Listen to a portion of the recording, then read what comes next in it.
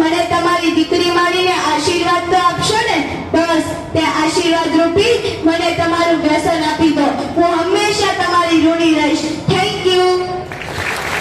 શીખી ગયું છે પર્યાવરણ જેવા સાથે તેવા બંધા, નહીતર ક્યાં હતા આટલા કમોસમી વરસાદ અને વૃક્ષ નીચે તડકા.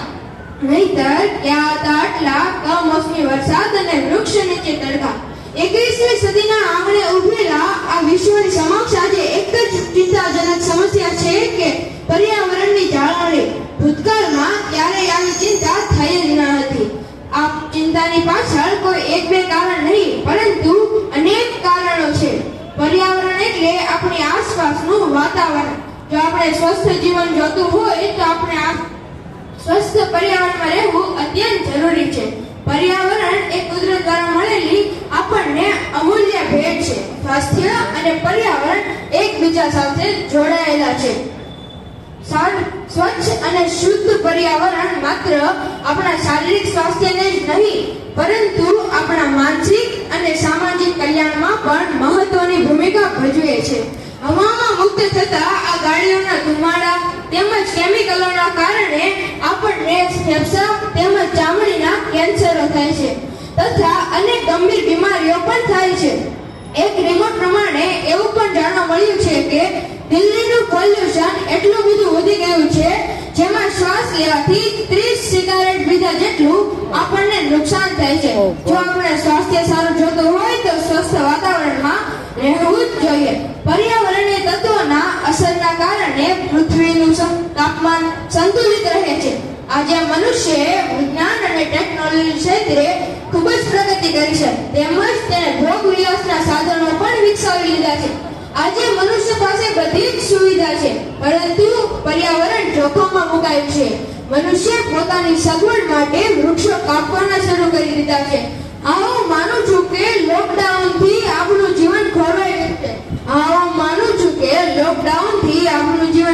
ગયું છે. પરંતુ લોકડાઉનથી પર્યાવરણ પર પણ સારી અસર જોવા મળે છે. સમય જતા તમારા અવતારનો આશરો મળ્યો, જાણે મંચધાર પર કિનારો મળ્યો. હવે સ્વર્ગની પણ તમન્ના નથી રાખવી, કારણ કે મને આ શાળાના શિક્ષકોનો સહારો મળ્યો. આજે મારે વાત કરવી છે એક નારીની ખુમારીની, તેની તાકાતની, સહનશીલતાની.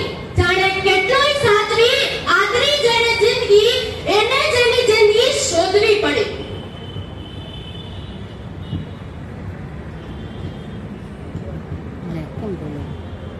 નારાયણી તો કહે છે, પણ એ નારાયણીને જાણે નરની દાસી બનાવી દીધી હોય ને તેવું અત્યાર સુધી લાગતું હતું.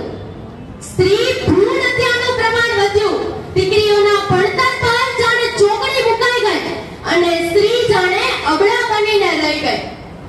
જેથી સમાજને એવી કઈ જરૂરિયાત પડી કે કન્યા કેળવણી પર, જેથી સમાજને એવી કઈ જરૂરિયાત પડી કે બેટી બચાવો ને બેટી પઢાઓના સ્લોગનને ઘેર ઘેર પહોંચાડવું પડ્યું. પ્રાચીન કાળની વિદ્વાન સ્ત્રીઓનો ઇતિહાસ આપણે જાણીએ છીએ. તેમને વિદ્યાસભામાં બેસવાની, શસ્ત્ર ચલાવવાની, ઘોડે સવારી કરવાની કે પછી વિદ્યા ચર્ચામાં ભાગ લેવાની છૂટ હતી. સારું છે, સારું જ હતું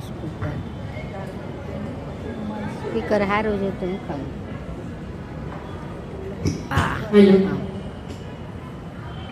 પ્રાચીન કાળની વિદ્વાનતામાં ભાગ લેવાની છૂટ હતી, પણ કોઈ કારણસર દીકરીને ભણાવવાનું બંધ કર્યું અને કન્યા કેળવણી પર ધીરે ધીરે પ્રતિબંધ લાગ્યો. પરંતુ મારું માનવું છે કે મુસ્કુરાકર દર્દ ભુલાકર, મુસ્કુરાકર દર્દ ભુલાકર, रिश्तों में बंद थी दुनिया सारी, हर पग को रोशन करने वाली वो शक्ति है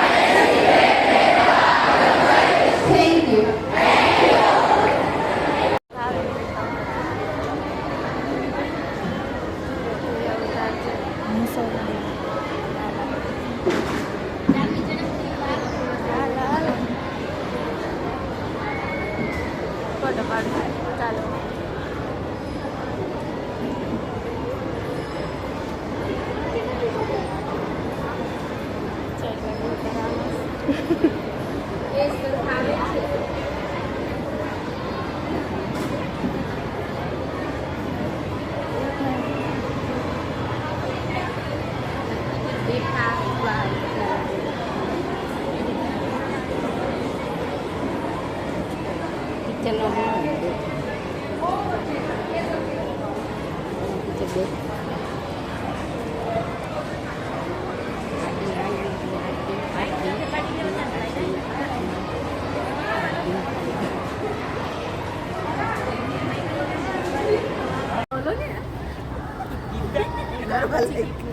એ પછી સેટ કરી દેવાનું ગીત ગીત પછી સેટ કરી દેવાનું. આ ઘીરે જા આમ કરો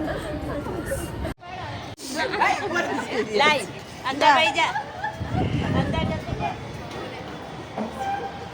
મનો મનો મારી છોકરીઓ બોલાવે. ચાલો ચાલો